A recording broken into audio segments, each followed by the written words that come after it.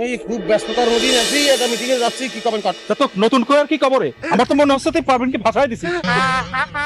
আচ্ছা দিছি পারবেন যে কিরকম করে কি বললেন ওরে? ভাষায় দিছেন কিরম করে বুঝতেছেন না আপনি?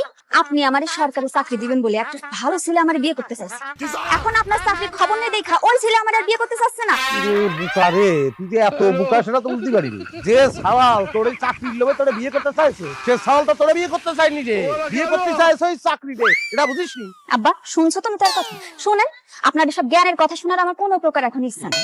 চাকরি যদি আমার 24 ঘন্টার মধ্যে না হয়, তাহলে যেটা বলেছিলাম মনে করতেছেন চালাকি করে বিয়ে করছেন বলে বেঁচে গেছেন। আব্বা তুমি জাতি লাগো, মাসুদ ভাই লাগো, আমি টাকার কথা বলতে চাই। সে যাবে কিসের জন্য? না সে অসম্ভব, কোথাও যাবে না, তাকে দেবে। না না, আমার জরুরি কাজ আছে, আমি গেলাম। হ্যাঁ কিরম বাপ, ওরে বাপ। কি হয়েছে? রাস্তাঘাটে কি করতে যাচ্ছিস? আমি এটাই বলতে চাচ্ছি, রাস্তাঘাটে আমি কিছু করতে পারছি না, যা করার ঘরে করব। 24 ঘন্টার মধ্যে যদি আমার চাকরি না হয়, তাহলে আমি যেটা বলছিলাম সেটাই করবো, সোজা আপনার ঘরে চলে যাবো। তাতে যদি আমার সতীনের ঘরে করতে হয়, আমার কোনো আপত্তি নেই। ওরে বাপ রে বাপ, টাকা নিয়ে তো ভালো বিপদে পড়েছি। আর একটা ব্যবস্থা আমার করতেই হবে। সব ঠিক আছে, সব ঠিক আছে। আবার কখন আসে? আমি তো সন্ধ্যার একটু আগে গাইছি, তোমার সাথে জরুরি আলাপ আছে। ও আচ্ছা, আব্বা তাহলে আমি একটু ফ্রেশ হয়ে, এই আব্বা এসে তুমি একটা ফোন করবা না?